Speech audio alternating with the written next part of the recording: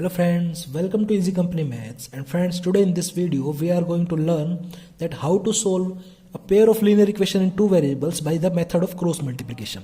ठीक है, वैसे तो friends linear equations of in two variables को सोल्व करने के लिए अपने पास कई मेथड्स होते हैं, लाइक ग्राफिकल मेथड होता है, ठीक है, सब्स्टिट्यूशन मेथड होता है, एलिमिनेशन मेथड भी होता है, ठीक है, और साथ ही अपना एक क्रॉस मल्टीप्लिकेशन मेथड होता है जो कि हम इस वीडियो में सीखेंगे। बाकी के जो ऊपर के मैंने 3-4 मेथड बताए फ्रेंड्स, वो हम जो बेसिक की इस चैनल की जो प्लेलिस्ट है ना, उसके अंदर मैंने आप उनको सेपरेटली उन पर वीडियोस बनाई है, ठीक है, तो जिसे भी चेक करना हो वहां से वो डायरेक्ट चेक कर सकता है। अच्छे से मैंने उसके अंदर उनको समझाया है हर मेथड को, ठीक है। तो ये जो है और ये वीडियो क्रॉस मल्टीप्लिकेशन मेथड की फ्रेंड्स, ये अपने एक्सरसाइज 3.5 का जो बेसिक है ना, उसका मींस इंट्रो पार्ट भी यही है, ठीक है, क्योंकि 3.5 के काफी क्वेश्चन जो है उसके अंदर वो डायरेक्ट मेंशन करेगा कि भाई क्रॉस मल्टीप्लिकेशन मेथड से सोल्व करो उसे। तो इसलिए आपको पता होना चाहिए भाई क्रॉस मल्टीप्लिकेशन मेथड से किस तरीके से इक्वेशंस को सोल्व किया जाता है, ठीक है। तो इसके अंदर क्या होता है फ्रेंड्स, जस्ट अपने पास ना कुछ स्टेप्स होते हैं और उनको जैसे जैसे आप फॉलो करते चले जाओगे ना, आप एंड रिजल्ट पे पहुंच जाओगे और आपका सोल्यूशन आपके हाथों में होगा, ठीक है। तो फ्रेंड्स, इस क्रॉस मल्टीप्लिकेशन मेथड को अपन पहले तो स्टेप बाय स्टेप समझेंगे। जो एक स्टैंडर्ड जो प्रोसीजर इसके अंदर फॉलो हमें करना होता है, वो किस तरीके से उसको प्रोसीड करना होता है, चीजों को किस तरीके से लेना होता है, ठीक है। साथ ही साथ फिर उसके बाद एक हम एग्जाम्पल का केस ले लेंगे, ठीक है, और उससे फिर आपको सारी चीजें अच्छे से क्लियर हो जाएगी, ठीक है। तो सबसे पहले फ्रेंड्स करना क्या होता है, देखो अगर हम standard form of linear equations की हम बात करें जो टू वेरिएबल्स में होती है, वो क्या हो जाएगी अपने पास, a1x plus b1y plus c1 is equal to 0। ये एक इक्वेशन में हो गई। सेकंड इक्वेशन इस तरीके से क्या हो जाएगी, स्टैंडर्ड होगी a2x plus b2y plus c2 is equal to 0, ठीक है।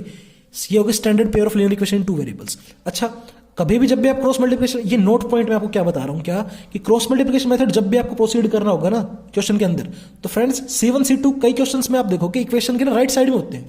तो सबसे पहला आपका काम होना चाहिए आपको राइट साइड में से लेफ्ट साइड में लेके आना। राइट साइड में हमेशा 0 होना चाहिए, तब जाके आप चीजों क्रॉस मल्टीप्लिकेशन मेथड की अप्रोच से सोल्व कर सकते हो, अदरवाइज आपका सोल्यूशन नहीं निकल के आएगा, ठीक है। तो ये एक नोट पॉइंट है जो आपको ध्यान रखना है।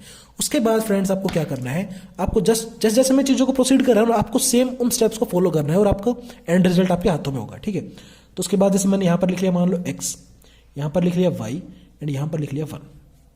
ये हो गया x वेरिएबल के लिए, ये हो गया y वेरिएबल के लिए, और ये 1 लिखते हैं हम कांस्टेंट टर्म्स के लिए, ठीक है।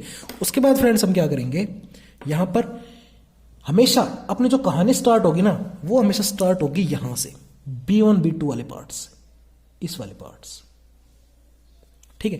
तो यहां पर हमने लिख लिया b1, ऊपर नीचे लिख लिया b2, ठीक है। अब b1 b2 के बाद देखो, मैं आपको रफ में अगर बताऊं हल्का सा, भाई 3 ही तो अपने पास वेरिएबल्स हो गई, मतलब जो भी है ABC अल्फाबेटिकल ऑर्डर की अगर बात करूं तो ABC है।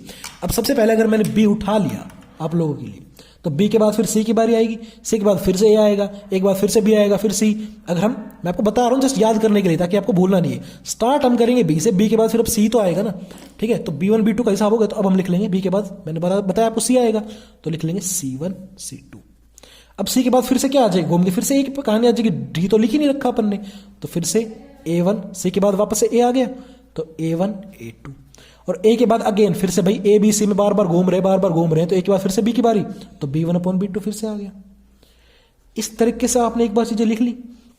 इसके बाद फ्रेंड्स अपनी कहानी शुरू होगी क्रॉस मल्टीप्लिकेशन की। नीचे से ऊपर से नीचे से इन दोनों की मल्टीप्लिकेशन होगी, और नीचे से ऊपर इन दोनों की मल्टीप्लिकेशन होगी। सिमिलरली यहां से C1 की A2 से होगी। ये एरो डायग्राम आपको समझ में आना चाहिए, ठीक है ना, किसकी किससे क्या हो रहा है। और बाकी तो आप मेरे साथ आप बने रहिए, चीजें आपको एंड में बिल्कुल क्लियर हो जाएगी, ठीक है। ये चीज जब आपने फॉलो कर ली, उसके बाद अपन क्या करेंगे, ये लिखा अपन ने x, ये लिखा y, और ये अगेन 1 लिख लिया, ठीक है। अब x के नीचे देखेंगे हम इसका मटेरियल, y के नीचे हम देखेंगे ये वाला मटेरियल, और 1 के नीचे अपन देखेंगे ये वाला मटेरियल, ठीक है। करना क्या है फ्रेंड्स, इस b1 की मल्टीप्लाई होगी C2 के साथ, ठीक है, माइनस दूसरे पेन से करते हैं,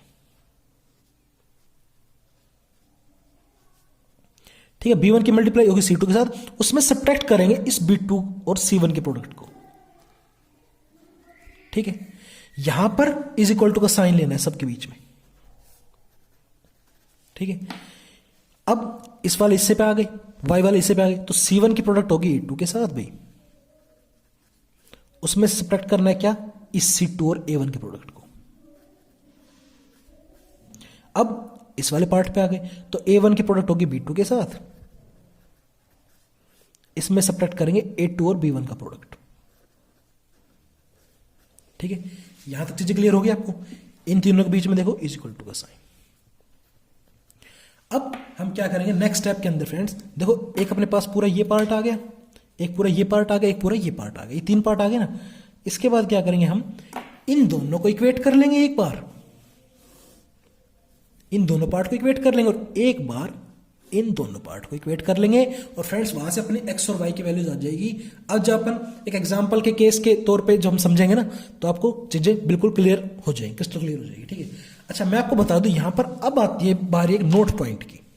ठीक है, यहां पर एक नोट पॉइंट, ये आपको ध्यान रखना है कि देखो मल्टीप्लाई तो इन दोनों की भी हो रही है, इन दोनों की भी हो रही है, लेकिन हमेशा बाद में कौन सा प्रोडक्ट लिखना है और पहले कौन सा प्रोडक्ट लिखना है। ठीक है, तो हमेशा इस चीज का ध्यान रखना, आपको फर्स्ट प्रोडक्ट हमेशा अपने को किस चीज का लिखना है, ऑलवेज राइट जो भी प्रोडक्ट हो रहा होगा क्या, अप एंड डाउन, अप से जो डाउन की तरफ आ रहा है, ठीक है, और लेफ्ट से राइट की तरफ, लेफ्ट टू राइट जो प्रोडक्ट मूव कर रहा है, एंड साथ में अप से डाउन।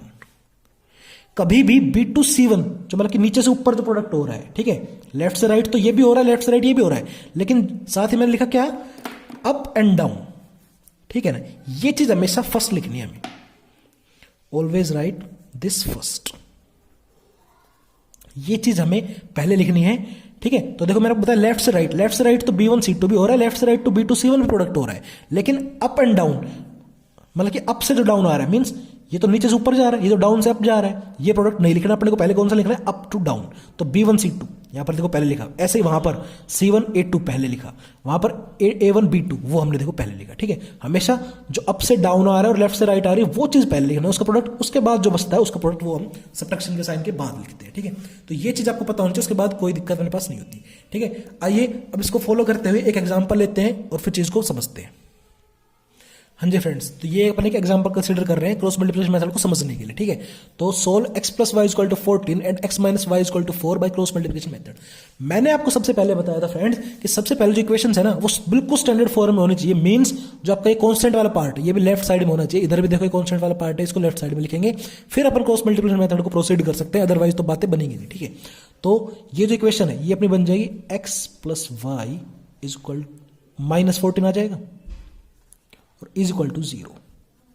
ठीक है, सिमिलरली ये हो जाएगा x - y - 4 = 0। यहां तक चीजें आई होप आपको क्लियर होंगी। ठीक है ना, ये अपना यहां से सॉल्यूशन पार्ट स्टार्ट हो गया। यहां से फ्रेंड्स अगर मैं देखूं तो A1 B1 C1 की वैल्यू और A2 B2 C2 की वैल्यू में लिख लूं एक बार आप लोगों के लिए।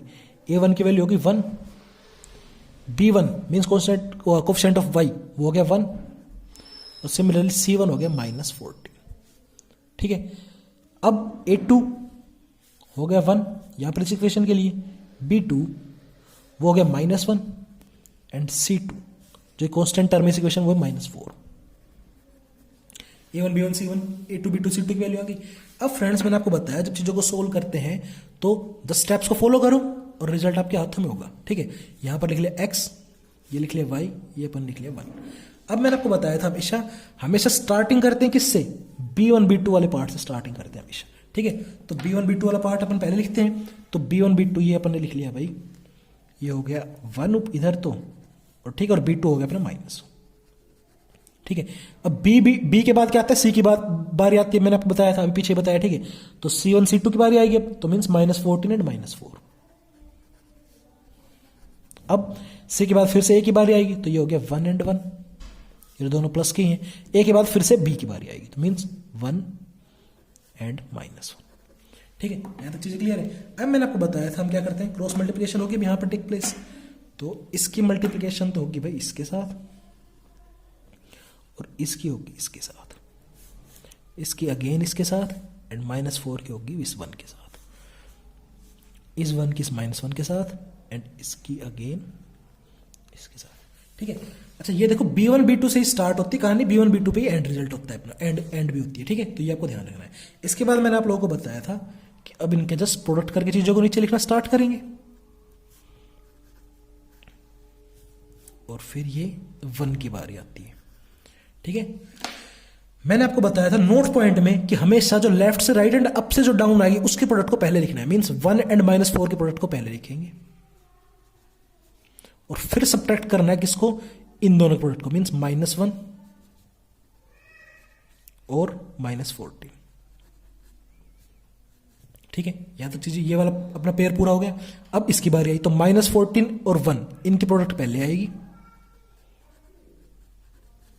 इसमें से सब्ट्रैक्ट करेंगे किसे, इस प्रोडक्ट को, -4 और इस प्लस के 1 को, -4 × 1। ये वाला पेयर भी साहब यहां पे पूरा हो गया। अब इस पेयर की बारी आएगी तो 1 के मल्टीप्लाई -1 के साथ, ये अपन लिखेंगे पहले,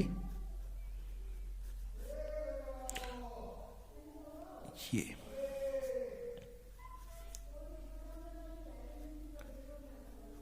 ठीक है, 1 की मल्टीप्लाई -1 के साथ होगी, इसमें सब्ट्रैक्ट करेंगे इस प्रोडक्ट को, तो 1 × 1, ये तो यार +1 ही आना है। ठीक है, अब चीजों को लिख लेते हैं थोड़ा और क्लियर फॉर्मेट में। तो x के नीचे ये 1 की मल्टीप्लाई -4 होगी तो -4, ये माइनस का ये वाला साइन, और माइनस के 14 की मल्टीप्लाई -के 1 होगी तो प्लस का 14। ठीक है, is equal to y upon ये हो गया माइनस का 14, माइनस ये अपने -4 मल्टीप्लाई -1 होगी तो -4, is equal to 1 upon 1 multiply -1 होगी तो -1 एंड माइनस ये 1 × 1, ये माइनस, ये आपके -1 हो गया। ठीक है, तो यहां से और चीजों को सॉर्ट आउट कर लेते हैं नेक्स्ट स्टेप में। भाई -4 और ये आपका -14 ही है। ठीक है यार, -4 का 14, ये भाई ब्रैकेट खुलेगी तो माइनस का ही बनेगा ना, तो -4 का 14, ये जब सोल्व होंगे तो क्या आएगा अपने पास, -18 इज इक्वल टू y। ये का 14 है, इसको एक बार फिर से लिखना ही पड़ेगा आपको ताकि आपको प्रॉब्लम ना हो, कोई कुछ भी चीज समझने में। ठीक है, ये का 4, ये बाहर वाला जो माइनस है इसको साइन चेंज कर देगा, ये हो गया प्लस का 4, एक स्टेप और बढ़ जाएगा और कोई दिक्कत नहीं है, ये हो गया -1 का 2। तो x upon -18 is equal to y upon -14 + 4, friends minus का 10 आ गया है, इज इक्वल टू 1 अपॉन -2। अब मैंने आपको बताया, देखो तीन अपने पास फ्रैक्शन आ गए। ठीक है, एक बार तो इन दोनों पेयर को इक्वेट कर लेंगे और दूसरे बार में इन दोनों पेयर को इक्वेट कर लेंगे और अपने पास x और y के एंड रिजल्ट्स आ जाएंगे। आइए देखते हैं कैसे। ठीक है, तो एक बार जब मैं इन दोनों पेयर को उठा रहा हूं तो देखो x upon -18 is equal to, इस पेयर को ले लेंगे इसके साथ 1 अपॉन -2। यहां से डायरेक्ट ये तो नेगेटिव साइन से नेगेटिव साइन कैंसिल हो गया और ये हो गया देखो 2x, इन दोनों प्रोडक्ट होगी क्रॉस मल्टीप्लिकेशन, और ये हो गया 18 बन जाए 18। ठीक है, यहां से x की वैल्यू हो गई 18 अपॉन 2 दैट इज 9। ठीक है, तो x की वैल्यू तो अपनी आ गई यहां से 9। ठीक है, अब एक बार इन दोनों पेयर को उठा लेते हैं यहां से, इन दोनों पेयर को, तो यहां से देखो y upon -10 is equal to 1 upon -2। Again negative sign से तो नेगेटिव साइन कैंसिल। ठीक है, और ये 2 5 से 10 भी कहां पे कट सकता है, लेकिन ठीक है ना, आप लोगों की दिक्कत ना हो इसलिए थोड़ा सा मैं इजी वे में चलता हूं। तो ये हो गया इन दोनों मल्टीप्लाई क्रॉस मल्टीप्लिकेशन, तो 2y, इसके मल्टीप्लाई उसके साथ, इसकी मल्टीप्लाई उसके साथ, इज इक्वल टू 10 एंड यहां से y की वैल्यू आ गई 5, आ गई ना 10/5, 10/2 हो जाएगा। ये 2 के साथ इधर मल्टीप्लाई में y के साथ उधर जाएगा, तो 2 10 के साथ डिवाइड में आएगा, तो y इक्वल टू 5। x और y की वैल्यूज आ गई आपके पास। ठीक है, और ये हमने किससे सोल्व किया पूरे क्वेश्चन को, by method of cross multiplication. ठीक है, तो प्लीज यार अगर आप लोगों को कंटेंट अच्छा लग रहा है तो ठीक है, तो और चीजें समझ में आ रही है, आपका हेल्पफुल लग रहा है कुछ, तो प्लीज चैनल को सब्सक्राइब कीजिए, उस बेल बटन को जरूर प्रेस कर दीजिए जिससे कि आगे आने वाले नोटिफिकेशन से भी आप अपडेट होते रहें। ठीक है, और प्लीज यार वीडियो को लाइक कीजिए और share it as much as possible in your friend circle. ठीक है, मिलते हैं with next video. Thank you.